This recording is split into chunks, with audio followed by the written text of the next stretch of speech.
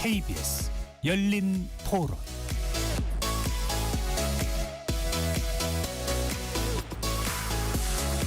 안녕하십니까. KBS 열린 토론 배종찬입니다. KBS 열린 토론 매주 수요일에는 복잡한 뉴스 속 정치권을 향한 촌철살인 정치적 참견 시점으로 여러분들을 만납니다.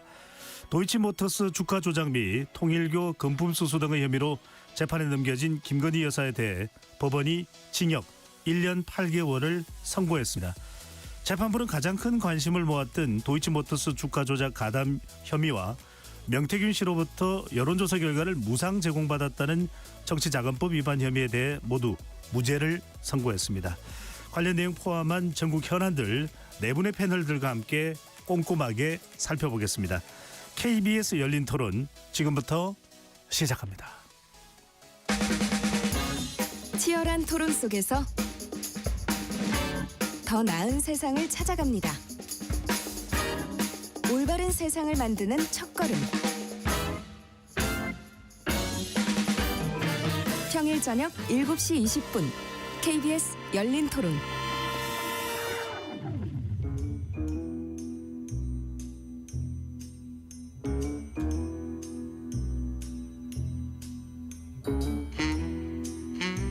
정치적 참견 시점, 오늘 함께할 네 분 소개합니다. 전 국민의힘 대변인이셨죠. 강전의 변호사 나오셨고요. 안녕하세요. 박명호 동국대 정치외교학과 교수 나오셨습니다. 안녕하세요. 장윤미 더불어민주당 대변인 자리하셨습니다. 네, 안녕하세요. 최창렬 용인대 특임교수 함께합니다. 네, 안녕하세요. KBS 열린 토론 문자로 참여하실 분은 샵 9730으로 의견 남겨주실 수 있고요. 단문 50원, 장문은 100원의 정보 이용료가 붙습니다. KBS 1라디오의 모든 프로그램은 유튜브에서도 함께할 수 있으니까요. 많이 들어와 주시고 구독 꾹 눌러주시고 좋아요도 많이 보내주시면 좋겠습니다. 자, 김건희 여사에 대한 1심 선고, 이것부터 먼저 시작하지 않을 수 없습니다. 자, 세 개의 주요 혐의 중에서 통일교 금품 수수 및 청탁 의혹, 도이치모터스 주가 조작, 그리고 명태균 관련 의혹에 대한 판결이 나온 것인데요. 특검은 이 15년형을 구형을 했는데 제1심 선고는 1년 8개월입니다. 먼저 네 분께 짧게 어떻게 판단하시는지 평가하시는지 먼저 이 의견부터 먼저 좀 들어보겠습니다. 장윤미 대변인부터요. 일단 양형도 그렇고 법리도 그렇고 도저히 좀 수긍되지 않는 판단이었다라는 생각이 드는데요. 일단 도이치모터스와 관련해서도 만약에 이 방조로는 보인다. 이 시세 조정 행위에 대한 인식은 있었던 것 같은데 공모는 없었다는 이유로 무죄. 그리고 공소시효가 도과했다는 취지로 설시를 하는데 이 일당들이 대법원까지 가는 동안 이 시효와 관련해서는 포괄일죄로 제가 판단받은 것으로 알고 있거든요. 그러니까 이 부분이 좀 상치되는 부분이 있고, 뭐 명태균 씨도 마찬가지입니다. 그 이번에 재판부 논리대로라면 통상적으로 여론조사를 돌리는 업체들은 정치권 누구에게든 캠프 어디에든 갖다 줘도 문제가 없는 거예요. 왜냐하면 홍보가 되고 그 대가 관계를 얻었다고 하더라도 자체적으로 광고 효과가 있었다는 이런 취지입니다. 이게 대한민국 사법부의 기준이 될 수 없다. 항소심에서 바로 잡혀야 된다. 이렇게 생각됩니다. 네, 항소심이 필요하다. 강전의 변호사는요? 네. 저는 오늘 세 가지 혐의점들 중에서 역시 도이치모터스 사건에 집중을 할 수밖에 없는데, 이 사건은 김건희 여사의 조사 과정에서도 사실은 굉장히 좀 국민적인 공분이 있었던 것이 있고, 중앙지검에서 불기소 결정을 했지만 나중에 고검에서 재수사 결정을 하고 수사를 하는 과정에서 증권사직원과의 녹취가 나온 게 있었거든요. 이후에 특검에서 사건을 계속 진행을 했었습니다. 근데 오늘 판결을 보았을 때는 결국에는 중앙지검에서 불기소 결정을 할 때 나왔었던 검찰의 의견과 대동소이해 보이는 것들이 있는 거예요. 그렇다면은 특검에서 제대로 수사가 이루어진 것인가? 그리고 그것을 넘어서서 특검이라는 기관은 사실상 수사할 수 있는 대상이 특검 법안에 들어있는 거거든요. 민주당이 주도로 넣은 것인데, 이게 그동안에 문재인 정부 때부터 수사를 했음에도 불구하고 불기소했던 것에 대해서 정치적으로 계속 문제 제기를 하다가 특검에까지 넘겼었던 민주당이 이 무죄 판결에 대해서는 정치적인 책임을 져야 되는 것이 아닌가, 이런 생각을 했습니다. 예. 최 교수님은요? 아까 장 대변인 말씀처럼 이게 앞뒤가 좀 안 맞는 측면이 있어 보여요. 피고인이 김건희 씨인데 피고인이 주가 조작을 미필적으로 인식했다. 이를 용인했을 여지는 없지 않다. 또 이렇게 얘기를 했어요. 재판부가. 그리고 범죄의 성립 여부와는 별개로 공범 성립은 어렵다. 이래서 이제 무죄가 나왔다고 저 봅니다. 공동 정범이 안 된다는 얘기죠. 그러니까 이 공범 사이에 그리고 의사결합이 없었다. 공동 정범으로 인정이 되려면 왜냐하면 지금 권오수 전 회장하고 이종호 전 회장은 저기 유죄가 나왔단 말이에요. 근데 그 사람들과 공동 정범으로 인식이 돼서 무죄를 받지 않으려면 의사의 결합이 있어야 되는데 의사 결합이 없었다고 보는 거예요. 지금. 예. 그 미필적 인식이 있었다고 보는데 그러나 무죄다. 이렇게 보면 또 이상하고 전체적으로 좀 이상해요. 저는 법률가가 아닙니다만 아까 제가 2시에 어떻게 보니까 그 선고를 하더라고요. 주문을 외우더라고요. 오늘 생중계 됐잖아요. 1년 8개월이라고 할 때 제가 깜짝 놀랐어요. 이게 어떻게 1년 8개월이지? 이 도이치 주가 조작 이게 3,700여 원 정도의 통정 거래도 있었고 또 20억에 해당한 돈이 이제 블랙풀에 들어와서 그게 주가 조작에 이용됐다는 것도 인정을 했고 근데 어떻게 김건희 씨가 물론 의사결합이 있었는지 뭐 그건 법률적인 문제이긴 합니다만 근데 어떻게 무죄가 되는지도 이해가 안 가고 이게 자본시장법 위반이 이제 무죄가 됐고 또 하나가 이제 정치자금법이란 말이에요. 아니 이건 대한민국의 웬만한 사람은 다 아는 거 아니에요. 윤석열 전 대통령이 윤상현 그 통화하는 게 나오잖아요. 그 명태균이하고 그 윤상현이 뭐 말 안 듣는 것 같더라 뭐 이런 거 나오잖아요. 그럼 그게 여론조사에 대한 대가라고 볼 여지가 충분히 있는 거 아닙니까? 근데 이것도 저기 윤석열 전 대통령 부부에게 제공한 거는 윤석열 전 대통령 김건희 씨만을 의식해서 조사한 여론조사가 아니다 이런 얘기 아니에요. 그래서 무죄다 이렇게 얘기를 했던데 글쎄 이게 제가 뭐 변호사도 아니고 판사 검사가 아니라서 모르겠습니다만 이게 범죄로 맞는 건지 아니면 2심이 남아 있으니까 검찰이 이제 기소를 하겠죠. 특검이 기소를 한다고 생각할 겁니다. 기소 안 할 수가 없죠 이거는. 그래서 이게 두 가지가 대단히 의아하고 국민의 어떤 그 인식과는 많이 다른 게 아닌가 괴리가 있다는 생각이 들고 이른바 이제 흔히들 말하는 국민의 법 감정하고는 좀 많이 괴리가 있다라는 생각이 들고 예. 세 번째도 마찬가지예요. 그분도 일부 유죄다라고 그랬고 특가법상 알선수재도 전부 유죄가 아니라 일부 유죄. 그래서 나온 게 이제 1년 8개월 징역이라서 글쎄요 앞으로 말씀 나누겠습니다만 대단히 의아하고 이해가 가지 않는 그런 재판 결과였다고 생각합니다. 알겠습니다. 우리가 하나하나씩은 따져볼 겁니다. 그냥 총평으로 네. 박명 교수님 어떻게 평가를 하시는지요? 저는 세 가지 포인트를 좀 보고 싶은데 첫째는 이 특검이 3대 특검 중에서 그나마 어떻게 보면 가장 기대를 모았던 특검 중에 하나가 김건희 특검이었는데 그 예상이나 기대보다 좀 미치지 못했다라고 하는 부분. 그러니까 재판부를 결국 설득해내지 못했다라는 거 아닌가요? 구형량과 선고량의 차이가 이렇게 크게 나타났다라고 하는 점은. 두 번째 이제 법원의 입장에서 보면 일반적인 판단, 상식적인 판단 또는 기대와 많은 법률적인 판단이 다를 수 있다는 건 인정을 하는데 이게 이렇게 다를 수도 있는가라고 하는 부분. 좀 더 나아가면 재판부를 누가 맡느냐에 따라서 이렇게 판단이 어느 정도 좀 이렇게 대체적인 방향성을 띠는 게 아니라 완전히 상반될 수도 있다라고 하는 메시지를 준 점이 조금 우려스럽고 세 번째로는 저는 앞서 도이치모터스 주가 조작이나 또는 통일교 알선수재는 잘 모르겠어요. 솔직히 법리적인 이야기라. 근데 공천과 관련된 부분만 놓고 보면 계약서가 부재했다. 영향력을 실질적으로 행사했는지에 대해서 불분명하다라든가. 그다음에 마지막으로 보면은 그 절차, 공관위 절차를 지켰기 때문에 무죄가 선고된 거 부분이잖아요. 예. 이 부분이 과연 현실적인 것이냐에 대한 부분. 그러니까 이게 법리적인 판단의 영역 속에 들어갔을 때의 한계와 실제하고의 차이가 가장 극명하게 벌어진 거로 저는 보여져요. 그런 면에서 이 부분에 대한 논란이 특히 이제 2심으로 넘어갈 텐데 이런 부분에 대한 논란들이 계속 이어지지 않겠는가 생각합니다. 예. 하나하나 좀 짚어보겠습니다. 하나가 이제 도이치모터스 주가 조작과 관련된 부분인데 주가 조작 혐의가 있고 또 이를 통해서 상당한 불법적인 이 이득을 취했다 이런 이제 혐의를 받았던 부분인데 장유미 대변인께 여쭤보겠습니다.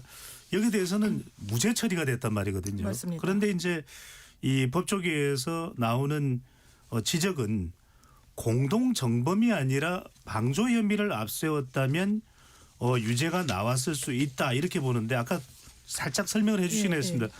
공동 정범은 무엇이고 방조 혐의로 적용이 되었다면 어떤 차이가 있었던 겁니까?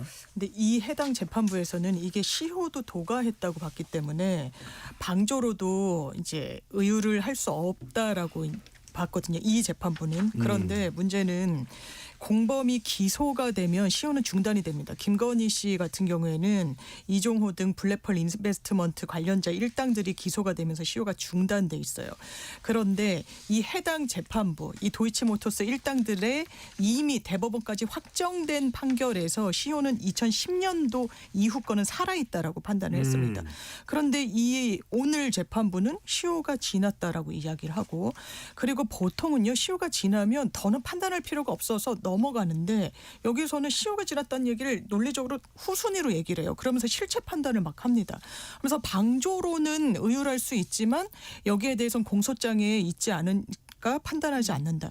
이거 맞지 않아요. 왜냐하면 도이치모터스 일당들과 관련해서 김건희 씨와 그나마 지위가 비슷한 전주 손모 씨라고 있었습니다. 거기에 대해서 주가 조작에 공범으로 기소를 했다가 1심에서 무죄를 받았어요. 항소심에서 재판부가 이거는 공범은 아닌 것 같은데요. 공범은 사전에 모의를 같이 해야 되고 행위의 기능을 배분해가지고 본인들이 적극적인 역할을 각자의 이익을 도모하면서 이 목표를 향해가지고 이제 행위 분담을 하는 건데 그 정도는 아니라고 본 거예요. 그래서 방조로 공소장 변경이 되고 유죄를 받았습니다. 이 재판부의 논리에 따르더라도 방조는 공소장이 없으니까 안 본다 이럴 게 아니라 적극적인 어떤 소송 지휘 행사를 했었어야죠. 그런데 그런 걸 하지 않고 간단히 무죄다. 그리고 무죄로 한 이유도 그렇습니다. 이 일당들 진술 같은 걸 봤더니 시세 조정 행위를 김건희 씨한테 알려주지 않았다고 하더라. 입을 맞추면 알려주지 않는 겁니다. 블록딜 이 조정 행위와 관련해서 김건희 씨가 대단히 항의하는 그런 이제 증거들이 있어요. 왜 항의를 했냐? 이건 공범이 아니니까 항의한 거 아니겠냐? 아니요. 그때 그 당시에 김건희 씨의 항의 내용은 블록딜로 인해서 왜 내 수익이 36%밖에 나지 않았냐고 항의했던 거예요. 사실관계가 교묘하게 다르게 채택을 하고 사실 인정을 하면서 좀 무리한 판결이 나왔다고 저는 생각합니다. 재판부가 더 들여다볼 수도 있었는데 그 부분을 좀 간과한 거 아니냐라는 지적인데 강찬호 변호사는 어떻게 보세요? 오히려 그런 거는 특검 측에서 적극적으로 주장을 했었어야 되는 거죠. 특검에서 주장을 했다면 재판부에서 당연히 판단을 했을 것입니다. 그렇기 때문에 여기에 대한 책임은 특검에 있고 특검에서는 오늘 판결이 나오고 즉각 항소하겠다라고 이야기를 하고 있기 때문에 항소심에서 아마 추가적으로 무언가를 제출하게 되지 않을까라는 생각이 들고요. 그 블록딜과 관련해서는 블록펄 측에서 일방적으로 그 블록딜을 한 것에 대해서 김건희 여사 측에서 항의를 했고 그리고 이게 할인율이 시가보다 2억 5천만 원이 할인이 되어 있었다. 이런 것들을 보았을 때는 김건희 여사가 공동 정범으로서 서로의 행위를 인식하고 용인하는 이 정도의 적극적인 행위가 있었다라고 보기는 어렵다라고 판단을 한 것이죠. 이게 근데 앞서 말씀드린 것처럼 그동안에 검찰이라든지 이런 쪽에서 이야기해왔었던 주장과 일맥이 닿아 있는 부분들이거든요. 예. 그래서 무리한 것이다라고 말씀을 드린 것이고 그리고 미필적 인식이 있었던 것으로 보인다라고 이야기를 하고 있습니다만 역시 이 부분에 대해서도 결국에는 저희가 그동안의 언론을 통해서 봐왔었던 김건희 여사와 관련된 내용들, 증거로 제출되었던 내용들 외에 특검에서 추가적으로 무언가 이거다 싶은 자료를 제출한 것은 없는 것으로 보여요. 그러니까 말하자면 새로운 내용이 없는 상황인 것이죠. 여기에 대해서는 저는 어떻게 보면은 오늘 김건희 여사 측에서는 대통령께서 하신 말씀, 무죄가 나온 것은 검찰이 기소를 잘못한 것인데 그것을 왜 항소하느냐, 그대로 끝내야 된다고 얘기했던 것이 모두에게 적용돼야 된다라고 김건희 여사 측에서는 변호인이 지금 주장을 하고 있는 것으로 보도가 되고 있거든요. 예. 그 부분도 좀 깊이 새겨봐야 되지 않나 생각합니다. 예. 강찬호 변호사께 굉장히 궁금해서 이 부분은 네. 이제 용어라서 정범이라고 하면 주범의 의미입니까? 공동 정범이면은요 처음부터 그 모든 것을 같이 한 사람이라고 보시면 될 것 같아요. 두 명이 한 명처럼 행동한 거. 근데 방조 같은 경우에는 이제 뭐 어떤 사람이 나쁜 행동을 하고 있는데 단순히 옆에서 망을 봐준다라든지 도움을 준 정도. 그런데 공동 정범이면 처음부터 같이 한 모든 것을 같이 했다라고 봐야 되는 겁니다. 그래서 서로의 행위를 인식하고 용인해야 된다라는 표현이 그런 맥락에서 나온 것입니다. 알겠습니다. 자, 이번에는 이제 명태균 씨로부터 무상의 여론조사를 제공받은 이 혐의입니다. 금액상으로는 이제 2억 7천만 원이 이제 추정되는 이 조사인데 이렇게 이제 판결을 내립니다. 무상 여론조사를 제공받은 사실은 있지만 윤 전 대통령 부부가 이에 대한 재산상 이득을 취했다고는 볼 수 없다고 판단했다. 그런데 황민희 교수님 아까 이제 최창현 교수께서 잠깐 말씀을 해주셨는데 재산상 이득을 취했다고는 볼 수 없다고 이야기를 했거든요. 그런데 분명히 정치적 이득은 본셈일 텐데 또 공천을 이야기했다면 대가성도 있는 것일 텐데 어떻게 보시는지요? 그러니까 이 부분이 이제 그 현실적으로 정치적으로 해석되는 부분하고 법리적으로 증명되는 부분에 그 괴리가 존재하는 게 아닌가 싶어요. 그러니까 이 재판부에서는 법리적인 데다 초점을 두면 이렇게 해석할 수도 있겠죠. 다만 우리가 일반적으로 봤을 때 또는 현실적으로 봤을 때는 지금 말씀하신 것처럼 분명한 정치적 거래와 대가가 돈으로 환산할 수 없는 뭐 그런 게 존재했다라고 보는 거 아니겠습니까? 예. 그런 면에서 보면 바로 이 부분이 이제 공천과 관련해서 그 이중성이라고 할까요? 이건 사실은 이 부분에서도 논란이 됐지만 이게 이제 앞으로 지방선거 공천 과정에서도 이게 이제 특히 김경 요인으로 아마 상당히 이게 그 공포의 균형 상태가 지속이 되면서도 이제 뭐 갑자기 이게 튀어나오는 것들이 생길 터인데 이런 과정에서도 똑같은 법리적 논란에 해당되지 않을까 생각이 돼요. 공식적인 절차라고 하는 부분하고 현실적으로 실질적으로 영향력이 행사된 부분하고 이런 부분에 대한 구별을 어떻게 할지에 대해서는 이건 이제 법리적으로는 계속 논란이 되지 않을까 싶어요. 예. 그런데 검찰에서 구형을 할 때는 이것과 관련해서 아마 4년형을 구형한 것으로 알고 있는데 범죄가 된다고 해서 4년 구형을 했을 텐데 이런 재산상 이익은 보지 않았다는 판결을 내렸거든요. 최 교수님 어떻게 보시는지? 물론 이제 검찰의 구형하고 뭐 당연히 다르죠. 이제 재판부에서의 선고가 대체로 아무래도 검찰 구형보다 낮게 나오니까. 그러니까 이제 1심에서 그 검찰 구형은 15년을 했었잖아요. 이 정치자금법 위반 4년 그리고 이제 자본시장법에서 11년 이렇게 해서 15년을 했던 거였는데 이것도 납득이 안 가는 거예요. 돈이 오가지 않았다는 거 아니에요 지금. 아까 잠깐 말씀하셨습니다만 계약서가 없었다. 그럼 왜 무슨 이유로 또 김영선 전 의원을 공천했느냐 이런 문제가 나올 수밖에 없다고. 법률이라는 게 왜 존재하는 건가요? 그 법률가들이 자신들의 뭐 기득권, 뭐 직업 챙기려고 있는 거 아니잖아요. 잘못이 있냐 없냐를 따지는 거 아니에요? 법은 최소한의 양식인데. 근데 이걸 이렇게 명명백백하게 우리 국민이 다 아는데 녹취가 얼마나 많이 나왔어요. 근데 이 부분을 그 재판부가 물론 법리라는 게 그런 건지 전 모르겠어요. 아까도 말씀드렸다시피 법률가가 아니기 때문에 법률의 존재 이유를 모르겠어요. 이렇게 되면. 그러니까 이게 법꾸라지 같은 거예요. 재판부가 그걸 너무 이제 신봉하는 거죠. 법 실증주의 같은 거. 법 철학적인 측면에서 볼 때. 그러니까 뭐 너무 법을 기계적으로 해석하는 거죠. 법리, 이 법조문을 말이죠. 그렇게 따지면 억울한 사람이 너무 많이 생겨요.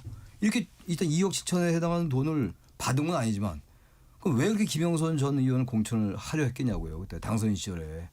그거 숱하게 많이 녹취가 나왔던 거 아니에요. 그걸 어떻게 그 설명 전혀 없잖아요. 여기에 대해서는 재판부가.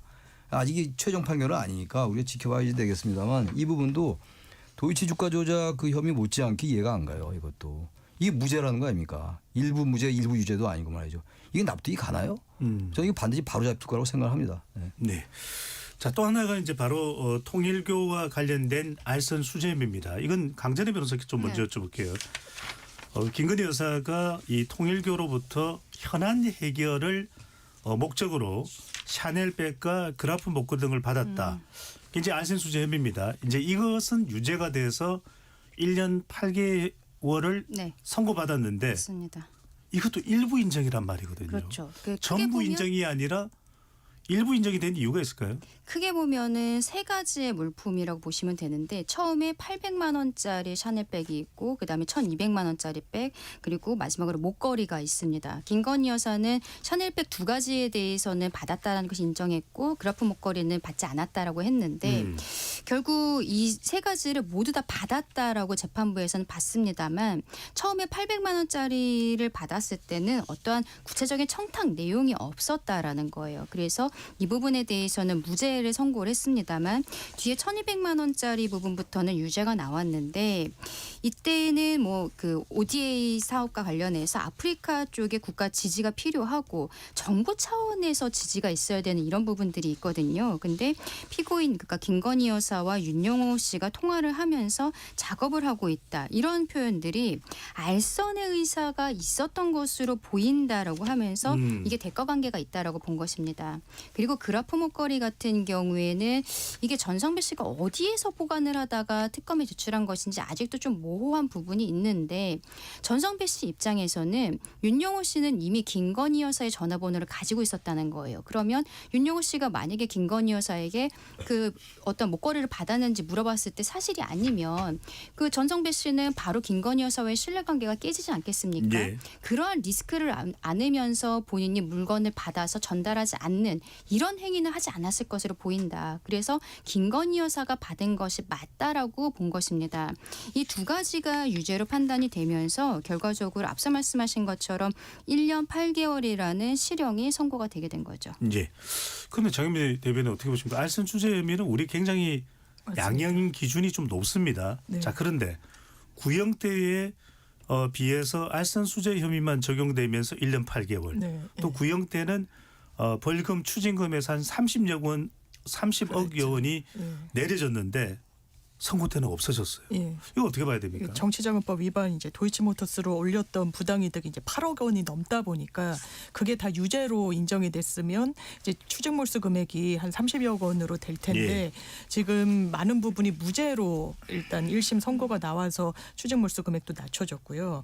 지금 유일하게 유죄를 받은 알선수재도 이 법리에 상당히 공감이 안 됩니다. 알선수재는 기본적으로 공무원이 아닌 사람에게 이 공무원의 직무와 관련된 부분을 청탁하면서 돈을 주는 거예요. 그 청탁의 대상이 김건희 씨였다는 거예요. 그런데 이 재판부 어떻게 판단했냐면 4월에 받은 샤넬은 무죄, 7월에 받은 샤넬은 유죄, 7월에 또 받은 그라프 목걸이는 유죄예요. 왜 그랬냐면 기계적으로 짜맞춘 거거든요. 4월 달 샤넬 받을 때는 뭐 청탁은 없었네. 대통령 된 거 축하한다고만 했네. 아 그럼 청탁 관계가 없구나. 무죄. 7월 달에 샤넬을 줄 때는 강 변호사님 말씀 주셨지만 이 통일교회에서 유엔 제5사무국을 유치하는 게 현안이었어요. 그리고 그 즈음에 김건희 씨가 직접 윤영호랑 통화해서 늘 그렇게 저희 도와주셨던 것처럼 계속 좀 도와주세요. 여러 가지로 지금 많이 저희가 작업하고 있고 경제적으로나 문화적으로나 이런 얘기를 해요. 그러니까 청탁이 있었네 유죄. 이렇게 판단하지 않습니다. 통상의 법원은요. 왜냐하면 이게 1년의 과정이 있는 거예요. 처음 금품을 들고 가서 우리 무슨 현안 좀 들어주십시오. 이렇게 되는 경우가 없습니다. 먼저 이 수개월에 걸쳐서 작업을 하면서 설득을 하고 마음을 놓게 하면서 1년의 과정과 그 어떤 흐름이 있는 건데 이런 식으로 기계적으로 하는 게 이게 맞습니까? 이건 통상의 판시와도 상당한 괴리가 있다. 이번 재판부의 판단은 이렇게 생각합니다. 알겠습니다. 근데 그래서 이 부분은요. 네. 좀 생각을 해보면은 저도 장 변호사님 말씀에 좀 어느 정도 공감을 하거든요. 왜냐하면 실제로 4월에 800만 원짜리 백을 받았고 7월에 1200만 원짜리 백을 받았는데 이게 뭐 많이 떨어져 있는 시기도 아니었다라는 것이죠. 그러면은 뭐 포괄일제라든지 한꺼번에 봤을 수도 있겠다라는 판단이 되지만 이게 특검 측에서 항소를 한다고 해서 큰 의미가 있겠는가. 왜냐하면 800만 원과 이제 1200만 원짜리 가방 그리고 6천만 원짜리 목걸이 이것을 가지고서는 1년 8개월이 나온 거거든요. 그러면 여기에 800만 원짜리 가방이 추가가 된다고 해서 징역형이 크게 늘어날 거라고 보이진 않습니다. 지금 추징이 나온 게 목걸이는 원본이 있기 때문에 그냥 몰수고 백은 원본이 없기 때문에 이 백 가방의 가격 1281만 원은 추징이 나온 거거든요. 결국 예. 추징금액 800만 원이 올라가는 수준밖에는 되지 않을 수도 있다. 이런 게 특검에 있어서는 어떻게 보면 항소 부분에 있어서 고민이 되는 지점일 수도 있겠다라고 말씀드립니다. 알겠습니다. 오늘 재판부에서는 같은 재판부에서 2명에 대한 선고가 더 내려졌습니다. 윤영호 전 통일교 본부장, 세계본부장 그리고 권성동 국민의힘 의원에 대한 선고 결과가 각각 징역 1년 2개월, 징역 2년으로 내려졌습니다. 검찰 구형은 각각 4년이었는데 줄어든 1년 2개월, 징역 2년. 자, 이건 어떻게 보십니까, 최 교수님? 권성동 의원의 경우는 이제 1억을 받은 게 완전히 확정이 된다고 판단한 거죠. 그러니까 징역 2년이 선고된 거고, 지금 이제 윤영호 전 본부장 같은 경우는 그보다 한번 낮게 본 것 같아요. 일단 이것도 권성동 의원에 비해서 너무 낮게 나온 것도 이것도 좀 이해가 좀 안 가는 면이 있고, 이게 같은 재판부가 내린 거거든요. 그래서 어쨌든 오늘 이 재판의 전반적인 결과가 2심의 결과를 또 봐야겠습니다만 어쨌든 납득 안 가는 게 너무 많아요. 우선 이 전문가가 아닌 사람이 봐도 이 여기 판결문에서 나온 것 그리고 이제 그 이른바 설시한 것에서도 앞뒤가 좀 안 맞는 게 있는 것 같기도 하고 법을 너무 아까도 잠깐 제가 말씀드린 것처럼 너무 기계적으로 해석한 측면이 없지 않다. 이 부분도 말이죠. 윤영호 전 서기본부장 같은 경우는 너무 형량이 낮게 나온 것 같아요. 양형이 권선동 의원에 비해서 전 의원에 비해서 말이죠. 예. 박명 교수님 어떻게 보십니까? 네. 권성동 의원이 좀 억울하다고 느끼지 않을까 싶어요. 굳이 비교를 하면 김건희 그 선고 결과와 비교를 한다면, 근데 이 정치자금법 위반 같은 그 어떻게 보면 법의 그 대상이 됐는데, 특히 아마 이 권성동 경우에는 본인이 아마 지금까지도 돈 수수에 대해서는 부인하고 있는 거 아닌가 싶어요. 근데 이 부분에 대해서 이제 법원이 인정을 했다라는 걸 반영하는 게 아닌가 싶고, 특히 이 돈 전달 과정에 대한 이 입증이 아마 2차 2심에서 보다 이제 분명히 가려지게 되지 않을까 생각이 되고요. 그런 면에서 보면 이제 이게 사실관계 판단이 정해진 게 아닌가라고 하는 부분이에요. 그런 면에서 보면 권성동 의원 측에서 이거를 뒤집을 만한 뭐 새로운 증거라든가 뭐를 제시하기가 어려운 상황에 들어간 게 아닌가. 또 그렇지 않다면 아마 지금 이 구형된 데서 그렇게 크게 바뀌지 않지 않겠나. 그런 면에서 보면 권성동 의원의 정치 생명이 이제 사실상 그 마지막을 고하게 되는 상황이 아닌가 생각이 됩니다. 예. 이게 윤영호 씨는 원래 정치자금법으로 2년 그리고 나머지 횡령이나 증거면 뭐 이런 것들로 또 2년 전체적으로 4년을 구형을 받았던 건데 오늘 정치자금법 부분은 8개월 나머지 부분이 6개월이 나왔거든요. 그러니까 전체적으로 합쳐서 1년 2개월이 나왔습니다. 근데 양형이 낮게 나온 것에 대해서는 재판부에서 윤영호 씨가 그동안에 재판 과정에서 사실대로 좀 적극적으로 진술한 부분들 그게 언론에 크게 보도가 됐었잖아요. 그런 것들 개인의 이익보다는 통일교 교단을 위한 부분이었다라는 부분이 있어서 아마도 좀 형량을 많이 낮춰줬던 것이 아닌가 싶습니다. 예. 일종의 플리바기닝일 네. 수 있겠죠. 근데 특히 이제 아마 그 공식적으로 뭐 한국 우리나라 법원에서 존재하지는 인정은 하진 않습니다만. 근데 아마 윤영호의 진술이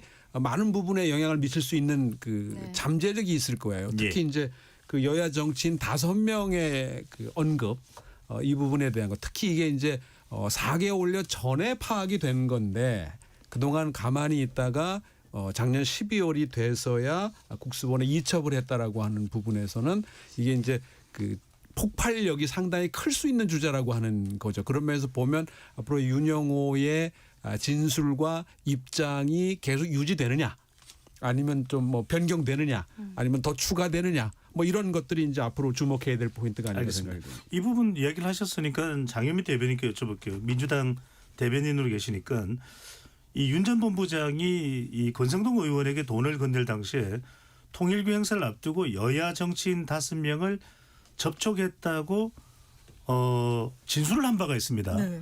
그런데 아직까지 국회에서 통일교 특검이든 뭐 통일교 신천지 특검이든 이건 통과가 안 됐거든요. 네, 맞습니다. 그러면 이게 일단은 수사로는 여야 의원들 윤영호 전 의원의 기억이 있고 진술이 있으니까 확대될 가능성이 있습니까? 이미 일단 이 수사기관에서 수사는 뭐 특검이 아니어도 수사는 그대로 진행돼야 되고 이거는 사건 번호 부여해가지고 입건한 다음에 이제 경찰로 넘겼기 때문에요. 국수본으로 알고 있는데 예. 특검에서 넘겼기 때문에 지금 그래서 뭐 전재수 의원의 이제 압수수색도 단행되고 뭐 이랬던 거 아닙니까? 그렇지만 이제 국민의힘에서 먼저 이거는 단순한 수사기관에 맡길 게 아니라 여야 공이 이제 좀 구조적인 문제가 있으니 특검으로 하자라고 제안을 했고 민주당은 처음에는 좀 부정적인 기류가 많았지만 그럼 그거를 적극 수용하겠다. 대신 이제 신천지와 같이 하자라고 해서 논의가 진행되고 있어서 그거는 그거대로 또 어떤 수사는 계속 진척되고 있다 이렇게 말씀드립니다. 알겠습니다. 여하튼 오늘 1심 선고가 내려졌는데 오늘 이제 이 명태균 관련해서 김건희 여사에 대해서 선고도 내려진 셈이거든요. 무죄로 나왔습니다. 강찬희 변호사 그러면은 윤석열 전 대통령도 명태균 씨 관련 건이 있거든요. 그렇죠. 그건 어떤 영향을 받을까요? 그것도 무죄로 나올 가능성이 굉장히 높습니다. 지금 이거는 결국 공범관계라는 거거든요. 정치적 공동체라는 정치 공동체라는 표현을 특검에서도 쓴 것이 지금 명태균 씨 사건과 관련이 되어 있는데 김건희 여사에 대해서 이 부분이 전속적 귀속이라는 표현을 쓰더라고요. 오늘 재판부에서. 그러니까 이 여론조사를 한 게 58회 정도인데 이 김건희 여사와 윤석열 전 대통령만 받은 거는 3건에 불과하다는 거예요. 나머지는 윤석열 전 대통령 내외뿐만이 아니라 다른 사람들한테도 전달을 해줬다. 그리고 이들이 지시를 해서 여론조사를 했다기보다는 본인이 그동안에 해왔었던 정기적으로 해왔던 여론조사를 계속했던 것으로 보인다라는 형태로 그 재판부가 그 판단을 한 것인데 저는 나름대로 이게 좀 논리가 된다라는 생각을 하거든요. 개인적으로는 윤석열 전 대통령 입장에서는 어쨌든 선행 판단이 무죄로 나왔기 때문에 여기에 대해서는 어느 정도 자신감을 갖게 되지 않을까라고도 생각합니다. 네, 이 이야기도 좀 해봐야 될 것 같습니다. 일단 1심 선고에 대해서는 다양한 시각의 정치 평가가 가능한데 이런 시각도 나옵니다. 왜 김건희 특검, 민중기 특검이 아까 장유미 대변인도 잠깐 이야기를 했는데 더 좀 정교하게 파고 들어가서 공소장에 담을 내용을 담고 이렇게 해서 접근하지 못했을까. 상당히 좀 글쎄요. 시끌시끌했던 것이 또 김건희 특검, 민중기 특검이기도 했거든요. 최 교수님 어떻게 보시는지요? 김건희 특검에 대한 관심이 제일 높았죠. 사실 윤석열 전 대통령의 경우는 뭐 워낙 내란 우두머리 혐의로 기소되면서 내란이라는 게 워낙 이제 많이 알려졌고, 근데 김건희 쪽은 워낙 많아요. 갈래가. 지금도 다시 2차 종합특검에 그걸 보세요. 앞으로 할 내용들. 아직도 굉장히 많다고요. 갈래가 뭐 13개 이상을 또 수사해야 된다는 거 아니에요? 종합특검에서. 13개인지 10몇 개인지 모르겠는데. 근데 지금 아까 민중기 특검 말씀하셨습니다만 구형량하고 너무 다르잖아요. 구형은 15년인데 지금 1년 8개월밖에 안 나왔단 말이에요. 그러니까 지금 많은 분들이 지금 말씀하시는 것처럼 특검이 약간 좀 이 수사를 정교하게 못했던 면이 분명히 있어요. 그 많은 국민들은 지금 특검의 여러 가지 구형에 대해서 일리 있다. 그리고 김건희 씨나 김건희 여사 측에서 워낙 뭐 많은 갈래 일들을 많이 해왔기 때문에 지금 보세요. 이것도 정치자금법, 자본시장법, 특가법상 알선수재 등등.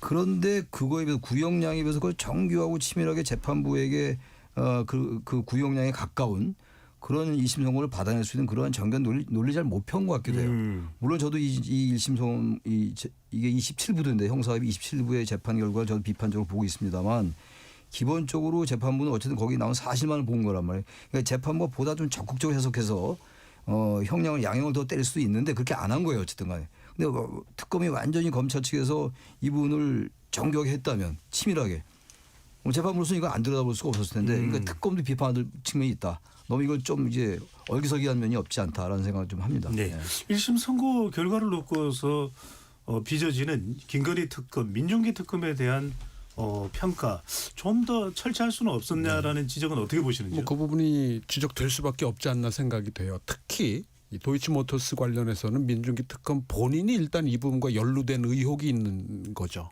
이 부분에서 일단 조금 도덕적으로 정당성을 상실할 수밖에 없지 않느냐라고 하는 거예요. 설득력이 떨어질 수밖에 없지 않냐라는 거죠.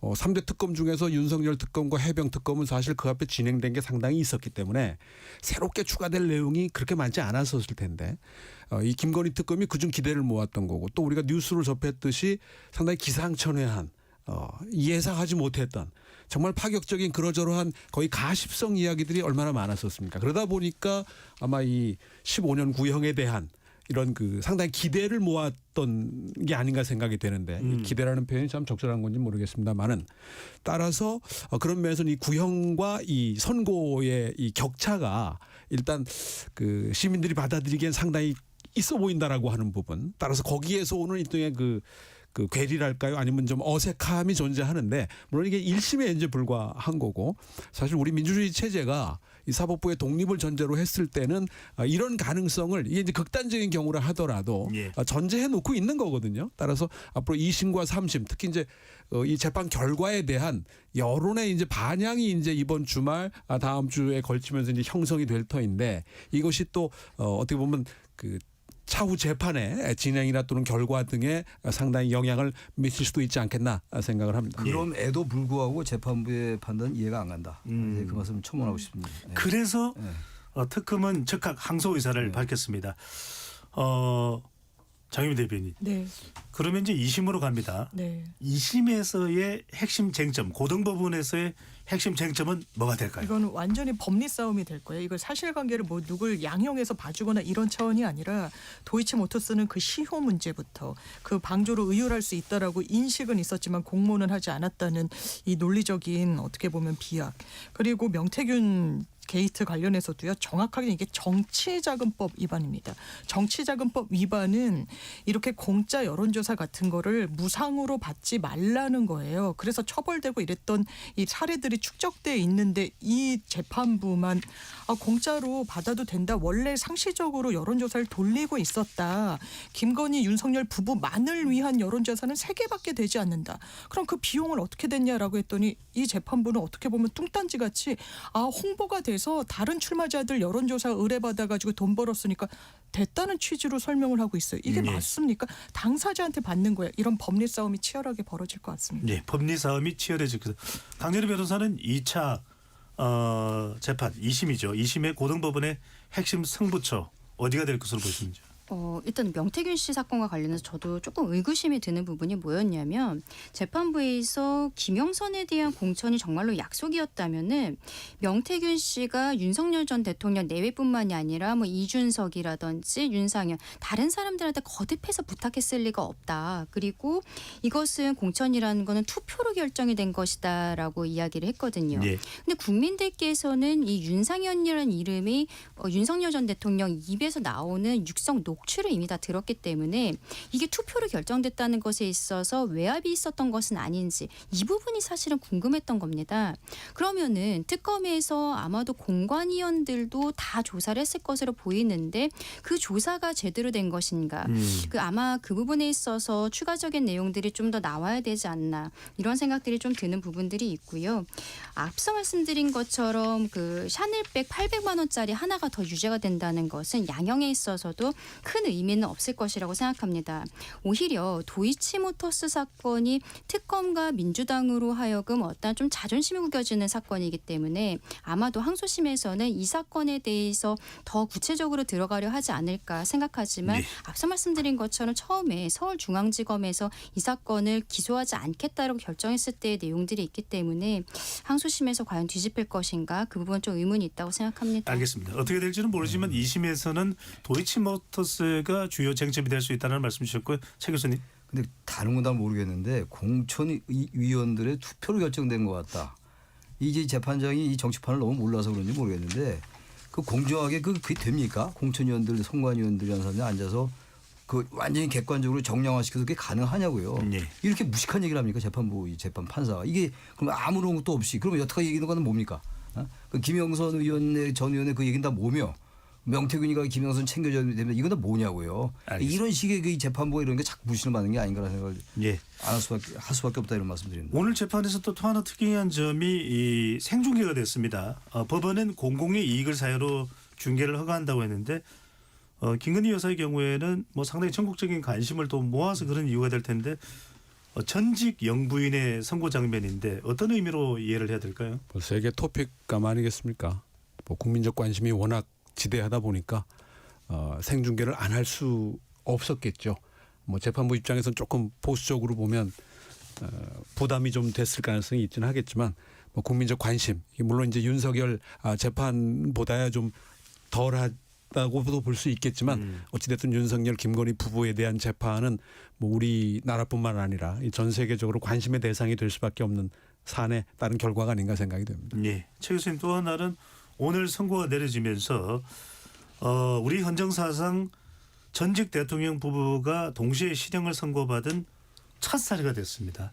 우리 정치사에 어떤 의미로 기억이 될까요? 우리 정치가 뭐 절차적 민주주의라는 게 이제 1987년도 대통령 직선제가 이제 확립되면서 이루어졌다고 그래요. 근데 절차적 측면의 민주주의도 아직 완전히 확립됐다고 보기 어려운 거예요. 이것도. 이 절차적 민주주의에서 뽑힌 대통령의 한 질 아닙니까 이게 재작년 12월 3일 계엄이. 그러니까 제가 느낀 게 대단히 부끄러운 일인데 뭐 복원했기 때문에 K민주주의라는 얘기는 하는데 저는 그런 K민주주의란 말도 고만했으면 좋겠어요. 무슨 왜 K민주주의 있다고 이런 일을 합니까? 이게 1980년도 아프리카 뭐 특정한 그 대륙을 얘기해서 안 됐습니다만 그 아프리카에서도 이거 다 해제됐어요. 졸업했어요. 이거 80년도에. 네. 그 비상기업. 그러니까 대한민국의 민주주의뿐만이 아니라 이 디모크라시라는 것 자체가 정말 우리가 노력하지 않으면 지키기 어렵다는 걸 정말 입증한 거예요.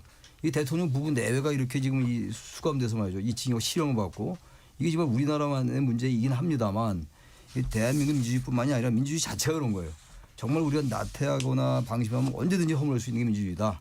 그런 생각 또 하게 됩니다. 네. 박 교수님도 정치학자시니까 또 할 말씀이 있으실 것 같은데. 글쎄요, 이게 이제 지금 우리가 그 과정에 있지만 그 윤석열 집권 3년여를 우리 역사에서 어떻게 기록해야 될지 이 부분에 대한 고민의 이제 시작이 아닌가 생각이 되고요.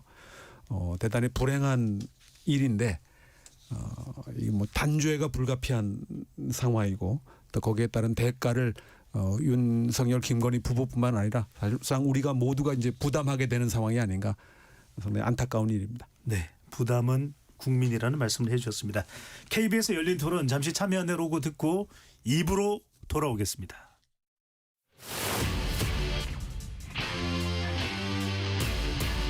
토론에 정답은 없습니다. 토론이 세상을 바꿀 수도 없습니다.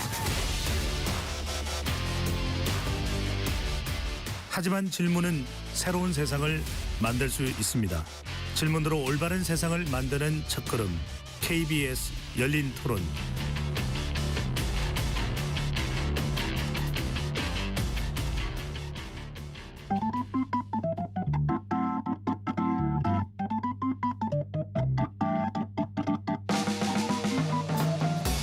세상을 바꾸는 질문, 열린 토론이 시작합니다.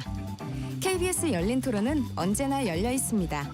단문 50원, 장문 100원의 유료 문자 샵 9730 그리고 KBS 어플리케이션 콩으로 여러분의 의견을 남겨주세요. KBS 열린 토론 2부 이어가겠습니다. 수요일은 정치적 참견 시점으로 진행하고 있습니다.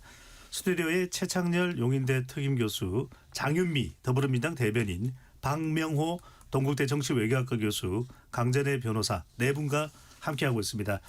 트럼프 대통령 이야기를 좀 해야 될 것 같습니다. 네. 우리가 이렇게 이 미국 대통령 이야기를 거의 하루도 빠지지 않고 한 적이 있는가 싶은 생각이 들 정도인데요. 자, 15%로 조정이 됐던 우리 관세를 25%로 올리겠다라면서 으름장을 놨던 트럼프 대통령, 오늘은 또 한국과 함께 해결책을 마련하겠다 이렇게 또 태도를 바꿨습니다. 일종의 거래 이수를 작동시킨 거 아닌가라는 이야기가 나오는데, 그 전에 이 25%로 올리겠다라는 이유는 한국 국회에서 빨리 통과가 안 되고 미적거리고 있다 이렇게 또 지적을 했었는데, 일단 이런 이 한미 관세 합의하려는 갈등 양상 무엇 때문에 생기고 있고 어떤 것이 가장 큰 원인이라고 보시는지 먼저 장윤미 대변인부터요. 이게 뭐 여러 해석이 나오는 것 같은데 국내적인 어떤 정치적인 어려움의 돌파용이라는 이야기도 있고, 그렇지만 이제 근본적으로는 이제 미국에서 이 이제 왜 적시의 투자가 원래 스케줄대로 약속대로 되지 않느냐의 문제 의식은 갖고 있었던 것 같아요. 이 부분과 관련해서 이제 한국에서는 우리가 그게 아니고 이미 이 예산안에도 미국에 투자하기로 했던 건 다 그 약속대로 담아놨습니다. 다만 이제 원화 약세가 워낙에 이제 좀 강화되다 보니까 이제 투자의 시기 같은 걸 좀 조율했던 측면이 있었던 것 같은데요. 이 미국으로서는 이 연방대법원에서 또 이게 미국에서도 관세 문제는 의회에 승인을 받도록 돼 있는데 그런 절차를 전혀 안 지키다 보니까 하급심에서는 다 절차상 문제가 있다라고 나왔고, 연방대법원에서까지 그 결론이 나오면 사실 트럼프 대통령의 어떻게 보면 입맛대로 관세를 올렸다 내렸다 올렸다 내렸다 한 게 제동이 걸릴 수가 있는 상황에서 한국에 아예 그냥 못을 박으려고 했던 그런 의도도 있었던 것 같아서 이거는 정쟁의 수단으로 삼을 게 아니라 진짜 여야 공히 같이 머리를 맞댈 사안인 것 같습니다. 네. 관세 합의가 됐다고 해서 많은 국민들도 좋아하고 또 대통령의 지지율도 올라갔었는데 상당히 좀 난감한 상황입니다. 우리로서는. 강전혜 변호사는 어떻게 보시는지요? 그러니까 이게 또 시기적으로 묘한 것이, 김민석 총리가 가서 벤스 부통령 만나고 뭐 한라인 구축했다 이 이야기 자화자찬을 하자마자 바로 터진 거거든요. 그리고 이번 한라인 이전에도 실상 지난번 정상회담 과정에서도 비서실장 간의 한라인 구축했다라고 정부가 국민들을 안심시키지 않았습니까? 근데 이게 조금 아까 장 변호사님 말씀하신 것처럼 여야 없는 사건이라고 생각을 합니다. 그러면 2주 전에 미국에서 서면 경고가 왔을 때 이거를 야당과 공유를 하면서 법을 빨리 통과시키든 외교적으로 어떻게 처리를 하든 이런 공유가 있었어야 되는데, 이렇게 트럼프 미국 대통령 측에서 갑작스럽게 발표를 하는 상황이 올 때까지 아무것도 공유가 되지 않았던 것이죠. 그리고 그 와중에 사실상 대통령께서 기자회견도 하지 않으셨습니까? 않겠습니까? 근데 이런 얘기들은 없는 거예요. 그러니까 그동안에 불리한 부분들에 대해서는 국민들에게 쉬쉬했던 것이 아닌가 이런 생각을 할 수밖에 없는 거죠. 우리가 조금 아까 김건희 여사 판결문에 대해서 이야기를 했는데 이거 다 특검이잖아요. 민주당이 특검 법안들 처리할 때 얼마나 빠르게 처리했습니까? 야당이랑 협조하지 않았었잖아요. 그런데 이 사건에 대해서 이 법안에 대해서는 제대로 본인들이 책임감 있게 진행을 하지 않고서는 야당 탓을 하고 있다? 이 부분은 정말로 정부 여당의 책임감 있는 자세가 아니다라고 지적하고 싶습니다. 예. 최 교수님 어떻게 보시는지요? 우선 트럼프가 협상이 아니라 협박을 하고 있다. 그리고 뭘 해도 트집을 잡을 거예요. 지금 이제 트럼프 입장에서는 미국 입장에서 볼 땐 빨리 돈 갖고 와라 이런 얘기예요. 쉽게 얘기해서 말 어렵게 할 거 없고 뭐 대미 투자를 압박하는 거예요. 쉽게. 근데 아까 말씀 나왔습니다만 환율이 너무 안 좋아요. 우리가 너무 부담이 크죠. 그러니까 우리로서는 여러 가지를 이제 따지고 있는 거고 상업적 합리성이 입각하려며요. 그때 그렇게 MOU 맺은 거 아닙니까? 1년에 뭐 얼마 이상은 괜찮다 뭐 이런 얘기도 있고 그런데 게다가 이게 이제 입법 문제를 얘기하고 있는데 국회에 그때 미국과 우리나라가 미국과 우리가 그 협상을 할 때 MOU를 맺을 때 말이죠. 관세 협상 타결할 때 법률안을 언제까지 통과시켜야 된다는 게 없었어요. 조약도 아니에요 이거 지금. MOU를 했다고요. 유럽, 일본 비준 안 했어요. 근데 이런 문제를 지적을 해야지 트럼프가 문제가 있다는 것도 지적한 다음에 그다음에 여당. 제가 볼 때 정부도 이번에 좀 나태면이 있어요.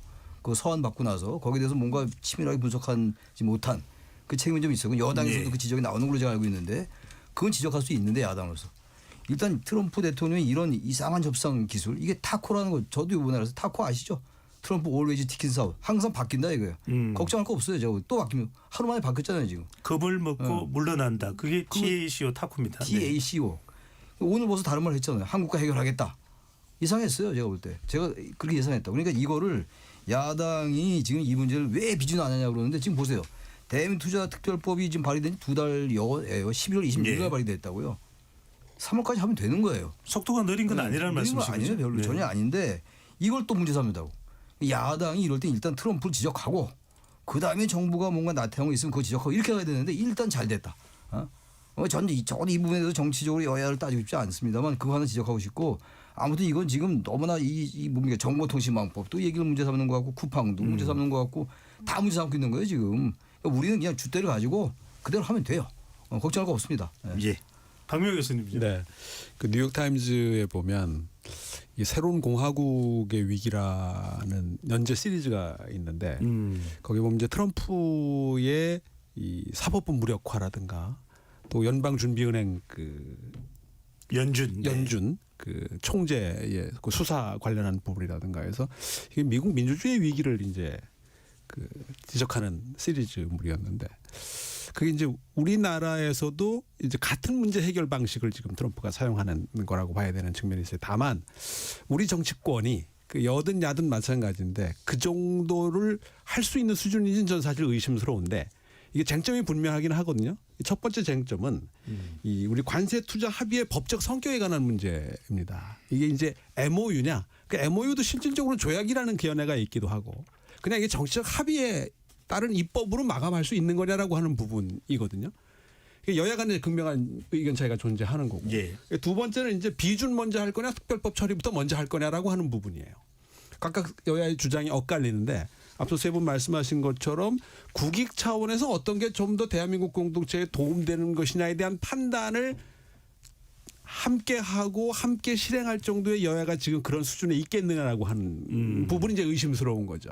이제 그런 면에서는 더구나 지금 또 이 그 관련 상임위원회가 야당 위원장이지 않겠습니까? 그런 면에서 보면 좀 더 정치적 대립의 어떤 그 계기로 이제 작용할 수밖에 없는 상황이 된 거죠. 그런 면에서 보면 원칙적으로는 이 여야가 넘어서서 여야를 넘나들어서 넘어서는 어떤 공동 대응의 그 기조 속에서 그리고 우리는 약소국이거든요. 미국과 비교한다고 한다면 힘을 다 모아도 모자라는 게 현실이라고 한다면 예. 다만 우리 정치권이 지금 그걸 여든 야든 내부 사정이든 관계든 간에 해낼 수 있겠냐는 부분에 대해서는 상당히 우려스러운 부분이 아닌가 싶은 거죠. 박 교수님 보시기에 이런 상황에서 트럼프 대통령의 이 스타일을 안다면 이재명 대통령 또는 이 국회 여야는 어떤 대응을 해야 된다고 보십니까? 글쎄요. 각자 역할 분담이 좀 있어야 되지 않나 싶어요. 그러니까 야당은 야당으로서의 역할을 하되 그 안에서의 어떤 정도의 그 선이 있어야 되겠죠. 그 여당도 마찬가지고 또 그 국회라고 하는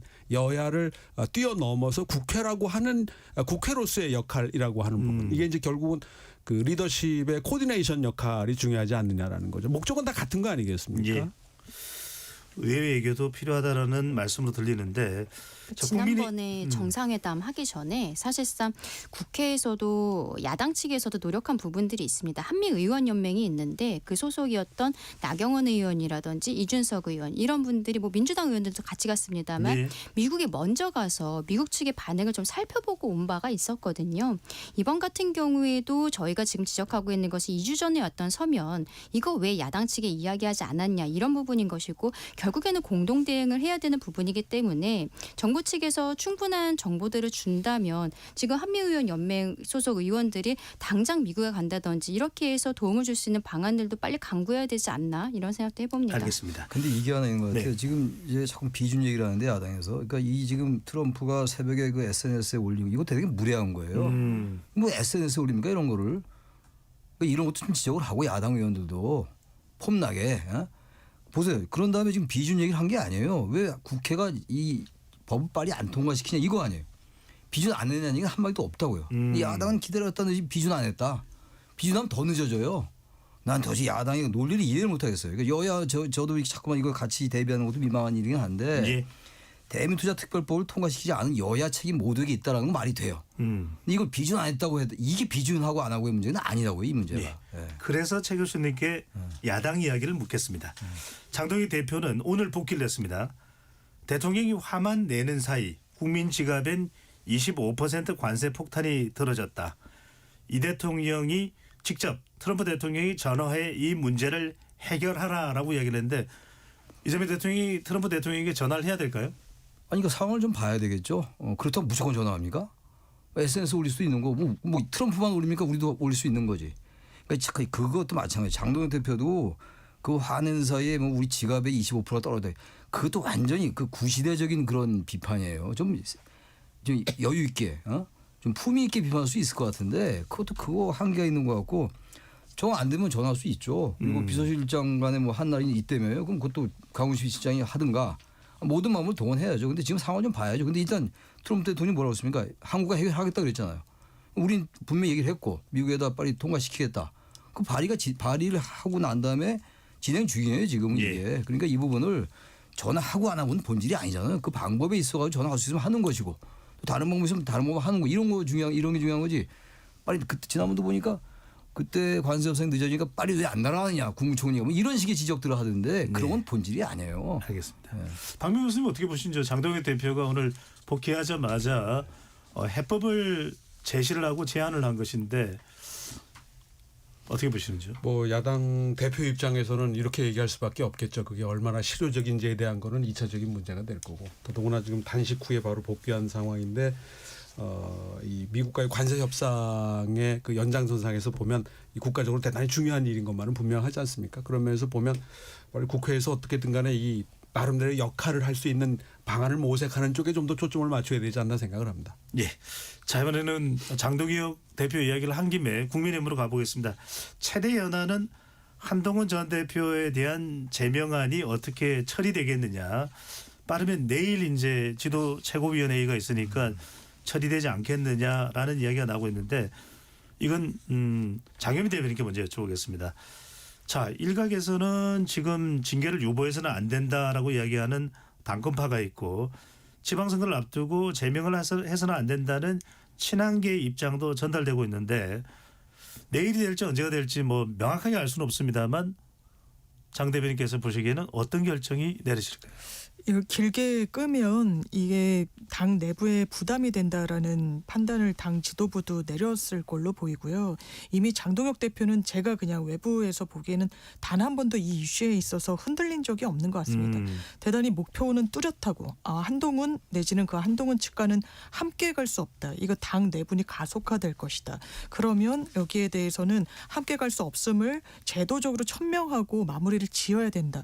그 목표를 향해서 쭉 달려왔거든요. 이게 옳고 그름의 문제로 접근하면 저도 이게 과한 징계다. 이게 제명까지 할 사안인가. 김종혁 전 최고도 이게 언론에 나와서 당내 쓴소리 한 부분 충분히 수용 가능한데 이게 그렇게 사실상 제명에 이를 정도인가. 근데 이게 현상의 분석으로 간다면 정치 현실의 이 지도부 결단의 문제로 간다면 제명은 기정사실화고 이 시간을 길게 끌지 않는다면 국민의힘은 월목 최고위를 개최하신다고 하니까 목요일인 내일 마무리가 될 것 같습니다. 네. 강연희 전 대변인은 당내 사정이 이렇게 네. 좀 전달받는 내용이 있을 텐데 당의 분위기는 지금 어떻습니까? 이 한동훈 전 대표의 제명권과 관련해서요. 지금 최고위에서 어쨌든 의결을 해야 되는 건데 언론 보도 같은 것들을 보았을 때 최고위에서 우재준 의원만 반대를 하고 있다라고 나오고 있습니다.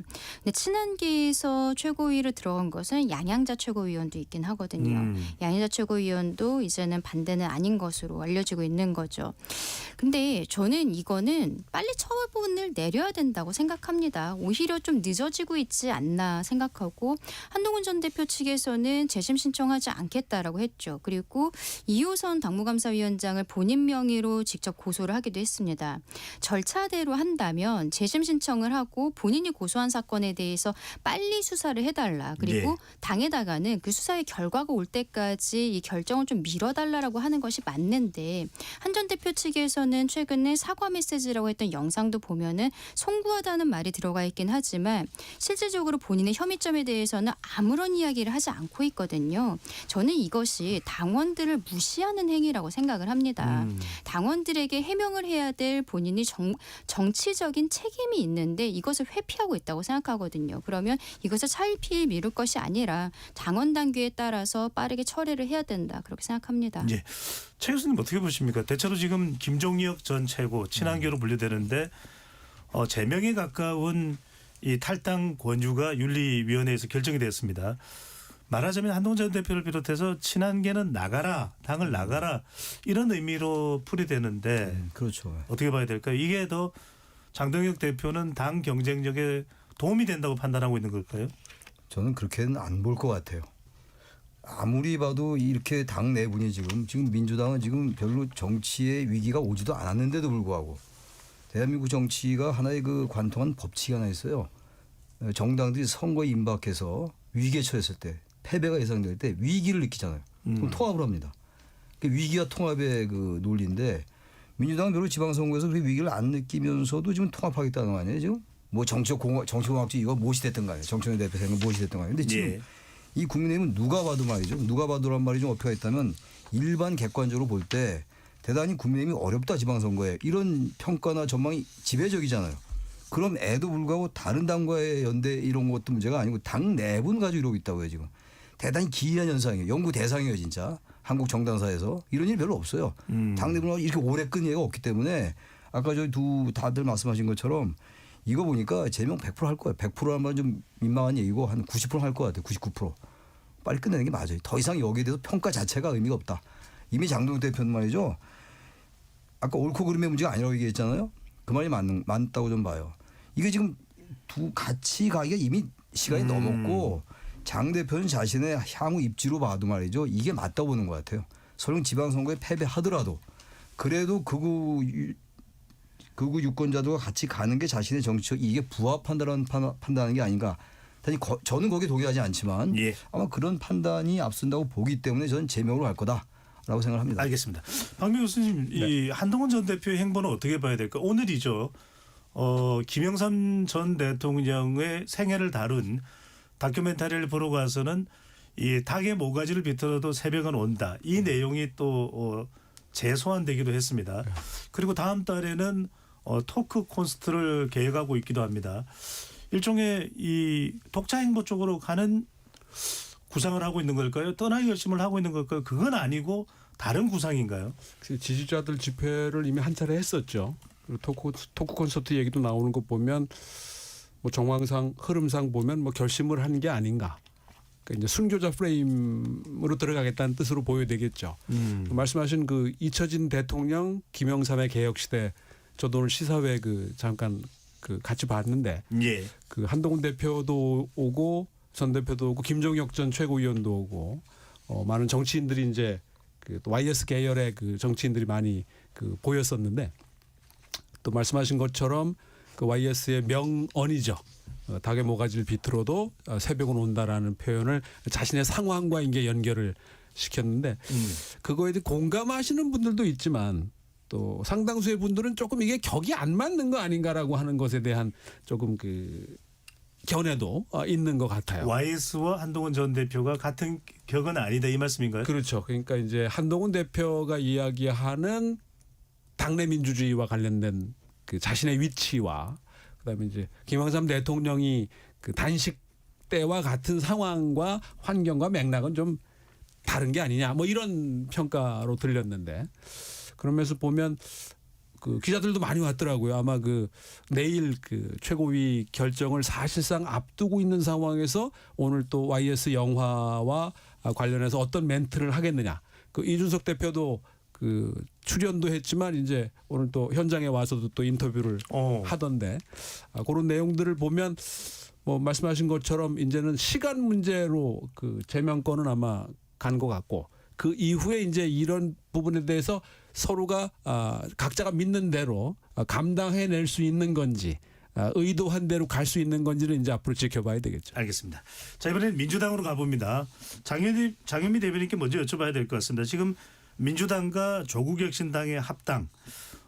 방금 전에 이제 최창현 교수께서는 그리 어려워 보이지 않는 민주당의 경우에도 이렇게 합당을 이야기하지 않느냐라는 말씀도 해주셨는데 그런데 그렇게 순조로워만은 보이지 않습니다. 민주당의 장철민 의원은 대전에 지역구를 두고 있죠. 섣부른 논의가 오히려 합당을 더 어렵게 만들었다. 실제로 지금 김민석 총리도 시점상 방식상 논란이 된다 이런 이야기를 하는데 이 합당 제안 정청래 대표 합당 제안 뭔가 당에서 시끌벅적 갈등 요인이 되는 겁니까? 일각에서는 합당이 6월용이 아니라 8월용이다 이런 또 해석까지 나오기도 하는데요. 그러니까 큰 정치적 이벤트인 것만은 분명하고 다만 이제 민주당에서도 조국혁신당 뿌리가 같다 보니까 통합은 있을 거고 합당은 있을 건데 그 시기가 언제일 것이냐에 대한 고민과 어떤 공감대는 있었고 그런데 민주당의 당헌 113조를 보면 이런 합당 문제는 뭐 지도부 결단으로 아니면 뭐 당대표가 의지로 이렇게 밀어붙일 수 있는 사안이 아니라 이 당대당 통합과 관련해서는 전국 당원대회를 반드시 개최하도록 돼 있습니다. 이런 부분과 관련해서 이 당대표가 의제를 아젠다를 띄우고 거기에 후속해서 의견 수렴의 과정을 거치는 거고 그러니까 여러 논의들이 당연하지만 나올 수밖에 없는 의견 수렴 절차 과정 중에 있다. 이렇게 말씀드립니다. 네.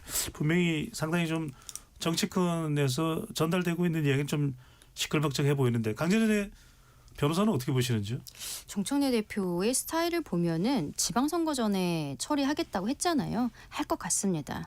검찰개혁을 그렇게 했었거든요.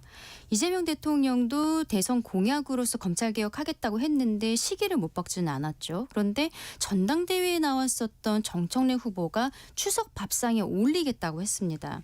그리고 실제로 진행을 하니까 당시에 대통령실에서 좀 좋지 않은 기류가 있었던 것도 사실이지만 결국에는 본인이 하고 싶은 방향대로 그대로 이루어냈거든요. 이번에도 그런 형태로 가게 되지 않을까. 그리고 최근에 최고위원 선거라든지 이런 데에서 친명계보다는 네. 친청계가 더 우세한 것이 아니냐 이러한 평가들이 나오면서 조금 더 자신감을 가졌기 때문에 1인 1표제도 다시 한번 추진을 하겠다라고 하는 것으로 보이고 정청래 대표 입장에서는 거의 본인의 민주당에서의 어떤 정치적인 생명을 이 부분에 걸 수도 있겠다. 저는 진행할 거라고 생각합니다. 네. 최 교수님 어떻게 보시는지 이 조국 혁신당과 민주당과의 합당 사이에 어떤 갈등이 부각되는 부분. 조국혁신당이 지분을 요구할 수도 있을 것이다. 또 당면과 관련해서도 흡수 합당은 싫다. 민주혁신당 이야기도 나오고 있기도 하고 또 조국 대표가 어떤 지역에 이 합당이 되면 보궐선거에 나설 수도 있다. 김인석 총리와 최고위원 일부 또 의원들의 반발도 나오고 있다. 어떻게 보시는지요? 지금 저는 결론적으로 합당하기 쉽지 않을 것 같아요. 왜 제가 그 말씀드리냐면은 원래 합당은 과거 YS 아까 잠깐 얘기했습니다만 민자당 합당할 때 뭐 전격적으로 했죠. 그때 뭐 반대가 대단했죠. 기억이 생생한데 이제 그때와 너무 달라졌어요. 그때는 벌써 90년도니까 35년이 흘렀어요 지금. 이렇게 전격적으로 YSG로 할 수 없어요 지금 제가 볼 때. 그러다 이게 지금 지방선거 앞두고 하는 거기 때문에 네. 그때는 대선 때문에 합당했던 거였단 말이에요. 90년도 대개 민주당 합당을 이제 합당이 가장 원리로 보는데 보수 쪽이 지금 진보이긴 합니다만. 근데 지방선거 앞두고는 너무 이해관계가 복잡해요. 출마를 하기 위해서 여러 활동하고 있는 의원들도 그렇고 또 지역구에 있는 희망자들 원외도 그렇고. 근데 정 대표와 조 대표는 이해가 일치할 수밖에 없죠. 조국 대표는 어쨌든 합당하게 되면 어떻게든 뭐 재보궐선거로 중앙에 입성을 하든가 또는 뭐 부산시장에 가든가 뭐가 나올 거라고요. 당연히 불감청 고소원이에요. 예. 거절할 이유가 없는 거고 정 대표도 마찬가지예요. 6월용이 아니라 8월용이라고 말씀하셨잖아요. 그러면 있다고 좀 봅니다. 그 두 사람이 이해가 일치하는데 그 내부가 이해가 일치가 잘 안 돼요. 근데 물론 장 대표가 이제 아까 우리 강 변호사 말씀처럼 그 스타일을 볼 때 밀어붙일 수 있을 것 같은데 이게 좀 만만치 않은 게 내부에 대한 이해관계가 있다고요. 다른 거는 검찰 개혁은 의원들 개개인이 그 이해관계 별로 없어요. 자기가 기소되거나 이런 게 아니란 말이죠. 근데 이건 이해관계가 다 있어요. 그래서 제가 볼 때 이건 만만치 않을 거다라고 생각해요. 게다가 이 청와대와 생각이 좀 다르다고요 지금. 예. 청와대와의 생각도 다를 수 있다. 김혜수 총리는 그래서 시점상 방식상 논란이 될 수 있다라는 발언도 했습니다. 박 교수님 어떻게 보시는지요? 그 원칙적으로는 뭐 통합과 함께 가는 것에 대한 이의를 달기는 어렵죠. 원칙론적으로는. 문제는 이제 시기와 방식의 문제였던 것 같고 저는 또 뭐 특히 주목하는 게 저는 그 가치와 비전의 공유와 확장이 가능하겠냐라고 하는 조국 혁신당 쪽의 입장이겠는데 특히 그 선거제도 관련해서 다양성을 높이는 선거제도 개혁을 조국 혁신당이 어떻게 보면 모토 중에 하나로 잡고 있는 상황인데 이게 과연 민주당에 들어가서 그 역할을 해낼 수 있겠느냐라고 하는 부분에 좀 더 전 주목하고 싶어요. 선거제도 개혁이면 어떤 내용을 말하는 그러니까 거예요? 이제 조국 혁신당으로 있을 때는 소수 정당이 원내에 진입할 수 있도록 하자는 거. 당장 이제 이번 지방선거부터 그런 걸 적용하자는 건데 네. 뭐 민주당은 뭐 말할 것도 없고 국민의힘조차도 거대 양당의 입장에서는 수용하기 어려운 방식들이었거든요. 이제 합당이 되면 이 문제는 또한 사라지겠지만 그 원내 교섭단체의 기준을 낮추는 문제도 사실은 대선 전에 이미 양당이 합의했던 사안들이에요. 그리고 약속을 했던 사안인데 아직 실현하지 못하고 있다는 거. 그건 특히 이제 당원 주권주의, 이른바 국민 주권주의를 부르짖는 정청래 대표와 이재명 대통령의 입장에서는 국민 주권도 실현돼야 된다라고 하는 입장에서 보면 이의를 달기 어려운 부분이거든요. 알겠습니다. 논리적으로 보면 이걸 과연 어떻게 처리할 수 있을지. 예, 조국혁신당은 합당될 때는 합당하더라도 그동안 요구해왔던 것은 관철시키려고 할 것이다라는 말씀까지 해주셨습니다. KBS 열린 토론 이것으로 모두 마무리하겠습니다. 오늘 함께해 주신 장윤미 더불어민주당 대변인, 최창렬 용인대 특임교수, 박명호 동국대 정치외교학과 교수, 강전의 변호사 네 분 말씀 고맙습니다. 감사합니다. 지금까지 KBS 열린 토론 배종찬이었습니다.